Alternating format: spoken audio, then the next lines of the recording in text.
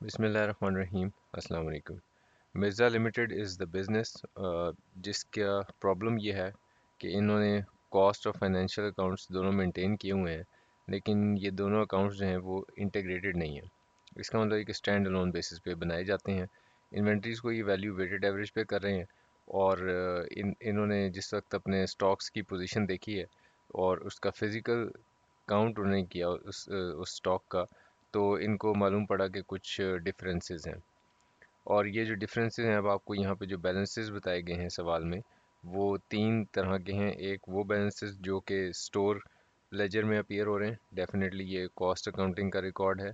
Financial records یعنی کہ جو آپ کے فائنینشیل اسٹیٹمنٹس ہیں، اس میں جو ویلیوز ہیں، اور جو فزیکلی انٹرنل آڈٹ نے کاؤنٹ کیا۔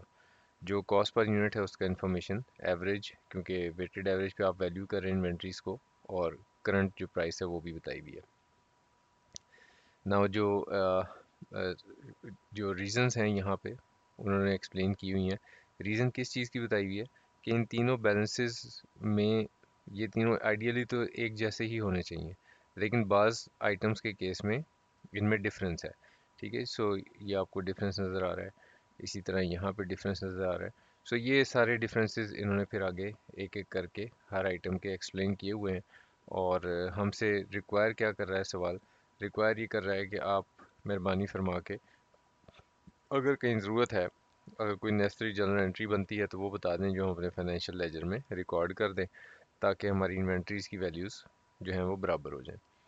سو پہلا آئٹم ہم دیکھیں اس میں، item number is 1009۔ So it is talking about this one, اور انہوں نے کہا یہ ہے کہ 500 یونٹ آپ کو یہاں فزیکل کاؤنٹ جب آپ نے کیا تو آپ کو 500 یونٹ کم نظر آ رہے ہیں، جبکہ اس کاسٹ اکاؤنٹنگ اور فائنینشیل ریکارڈز میں 20,500 یونٹس ہیں۔ تو ان 500 یونٹس کا کیا ہوا کہ انہوں نے کہا کہ یہ ڈیفیکٹیو ہیں، اس لیے انٹرنل آڈیٹر نے اس کو کاؤنٹنگ میں شامل نہیں کیا۔ ٹھیک ہے جی، فزیکل کاؤنٹ میں شامل نہیں کیا۔ تو اگر یہ ڈیفیکٹیو یونٹس ہیں تو ڈیفینیٹلی یہ ایکسپینس آؤٹ ہوں گے، اور اگر ایکسپینس آؤٹ ہوں گے تو دیکھنا پڑے گا کہ یہ نارمل لاس ہے یا ایب نارمل لاس ہے۔ اس کی بنیاد کے اوپر اس کو یا تو کاسٹ آف گڈ سولڈ کو ڈیبٹ کیا جائے گا، یا پھر اوور ہیڈس کو ڈیبٹ کیا جائے گا، یا پھر اس کو ایک علیحدہ سے ایب نارمل لاس اکاؤنٹ کے طور پہ ڈیبٹ کیا جائے گا، اور کریڈٹ آپ کر دیں گے اپنے مٹیریل یا اسٹور لیجر کو، مٹیریل اکاؤنٹ کو، اور اس طرح سے یہ 500 کا جو ہے وہ آئٹم کا ٹرانزیکشن ریکارڈ ہو جائے گا۔ نا یہ جو 500 یونٹس ہیں، اس کی ویلیو پھر کیا لی جائے گی؟ ویلیو جو ہے وہ آپ ڈیفینیٹلی جو اس کی جو ایوریج ویلیو ہے جس پہ انوینٹری کو ویلیو کیا ہوا ہے، سو 500 کو آپ ملٹیپلائی کر دیں گے 2 سے، تو اٹ ول بی 1000۔ سو 1000 سے ٹرانزیکشن ریکارڈ ہوگی، ڈیبٹ اس میں سے کوئی اکاؤنٹ، اور کریڈٹ مٹیریلس کا account. Second information is about this item 1325، and it says کہ 1325 میں تو تمام کی تمام ویلیوز سیم ہے، فزیکل کاؤنٹ بھی سیم ہے اور باقی بھی سیم ہے، لیکن انہوں نے کہا یہ ہے کہ یہ آئٹم جو ہے یہ آبسولیٹ کنسیڈر ہوا ہے، اور اس کی این آر بی جو ہے وہ 0.6 پر یونٹ ہے۔ نا جب آئٹم آبسولیٹ ہو جاتا ہے تو آپ نے انوینٹری کا جو قانون پڑا ہوا ہے وہ کیا ہے کہ کاسٹ کو کمپیئر کیا جاتا ہے این آر بی سے، اور لوور ویلیو پہ اس کو ریکارڈ کیا جاتا ہے۔ نا این آر بی تو جو ہے وہ 0.6 بتائی ہوئی ہے، اور اس کی جو انوینٹری میں جو اس وقت ویلیو پڑی ہے وہ 4 روپیز پر یونٹ ہے۔ ٹھیک ہے جی، اور کرنٹ پرائس جو ہے اس کی وہ یہ بتائی ہوئی ہے۔ سو آپ نے ڈیفینیٹلی یہ جو 10,000 یونٹ ہیں، یہ 4 روپے کے حساب سے 40,000 روپے سے اس وقت انوینٹری میں اپیئر ہو رہے ہیں۔ ٹھیک ہے جی، سو یہ نمبر آف یونٹس ہیں 10,000، اور 4 روپے ان کی ایک یونٹ کی ویلیو ہے۔ تو آپ نے اس کو لے کر آنا ہے ڈاؤن ٹو اے ویلیو کہ ایک یونٹ 0.6 پہ ریکارڈ ہو۔ تو اس کا مطلب یہ ہے کہ آپ 10,000 کو ملٹیپلائی کریں گے 0.6 کے ساتھ۔ ٹھیک ہے جی، سو اٹ ول بی 6,000۔ ٹھیک ہے جی، اور 6,000 پہ لانے کے لیے آپ کو انوینٹری کی ویلیو کو ریڈیوس کرنا پڑے گا۔ سو آپ you will debit your cost of sales اور اوور ہیڈس، جو بھی آپ کی پالیسی ہے اس کے مطابق اس کو آپ ڈیبٹ کریں گے اور کریڈٹ کریں گے۔ ایکچولی تو آبجیکٹیو یہ ہے کہ آپ نے ایکسپینس بنانا ہے۔ ٹھیک ہے، so you can debit it by saying it is a provision for obsolete stock. So you will credit the provision for obsolete stock, और ये जो प्रोविजन है ये फिर it will be presented in the financial statements as a deduction from the inventory. और जो value है वो ये ट्रांजैक्शन की वैल्यू कितने पे होगी, क्योंकि अब आपने 40,000 के स्टॉक को नीचे लाना है 6,000 की वैल्यू पे, तो इसका मतलब ये जो ट्रांजैक्शन है ये इसके डिफरेंस है, यानी कि 34,000 रुपये से। तो 34,000 रुपये से जब आप प्रोविजन रिकॉर्ड करेंगे तो 40,000 में से जब 34,000 माइनस होगा तो 6,000 पे इन्वेंट्री खुद ब खुद ही आ जाएगी।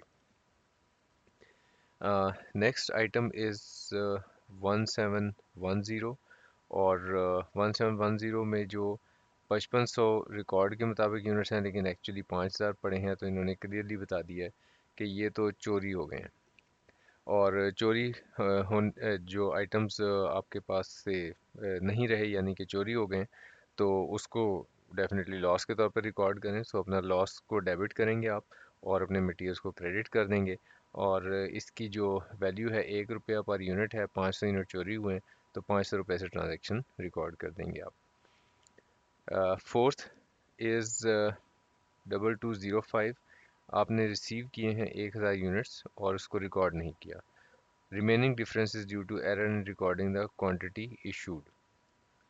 तो पहले तो आप अगर जो रिसीट ऑफ 1,000 यूनिट्स हैं और उसको रिकॉर्ड नहीं किया, अगर आप उसको रिकॉर्ड कर लें तो ये जो 2205 के एक्चुअली यूनिट्स कितने बन जाएंगे, अगर मैं 1,000 यूनिट्स को रिकॉर्ड कर लूँ तो इसका मतलब ये हो जाएगा 5,000 और ये हो जाएगा 5500। ठीक है जी। और फिजिकली जो आपने काउंट किया है वो भी 5500 ही है। So a receipt of 1,000 units was not recorded. The remaining difference is due to uh, errors in recording the quantity issued.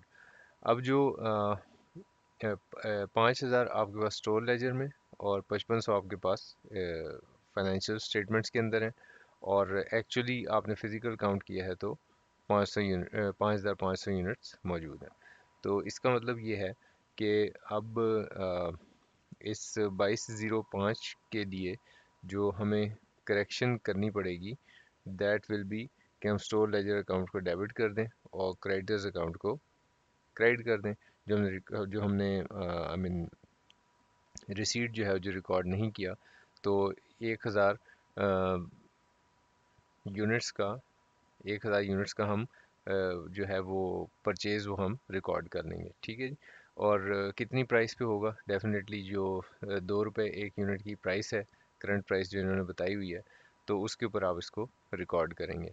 So it will be recorded with ₹2,000।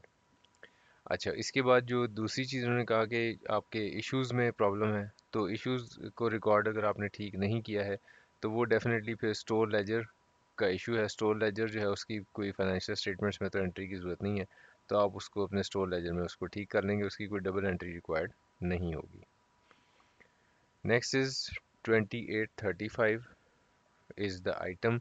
और यहाँ पे जो फाइनेंशियल स्टेटमेंट्स हैं और जो कॉस्ट अकाउंटिंग रिकॉर्ड्स हैं वो तो बराबर हैं, लेकिन जो फिज़िकल काउंट है उसमें 1,000 यूनिट्स जो हैं वो दिखाए गए हैं।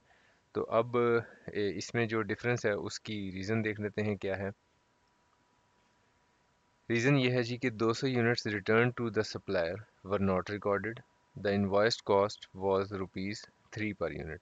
तो अब आपने इस रिटर्न को बस रिकॉर्ड करना है। तो 600 रुपये की ट्रांजैक्शन है और क्रेडिटर्स को आप डेबिट कर दें और मटीरियल्स को क्रेडिटर्स को डेबिट कर दें और मटीरियल्स को क्रेडिट कर दें, तो ये आपकी रिटर्न्स रिकॉर्ड हो जाएंगी। Next is discrepancy is last one जो है, discrepancy is due to incorrect recording of goods receiving note.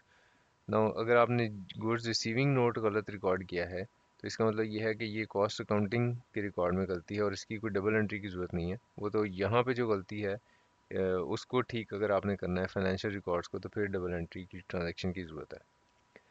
So this is it. इसमें अब अगर आपका इस सवाल में कोई कंफ्यूजन होगा तो मैं उसको आंसर करूँगा। जो पार्ट बी है वो थ्योरेटिकल है, उसको आप आंसर पढ़ के खुद भी समझ सकते हैं। I think it is this overall this question was an easy question, और अगर इसमें कोई बड़ा कंफ्यूजन होगा तो फिर हम उसको डिस्कस करेंगे। Thank you very much, take care.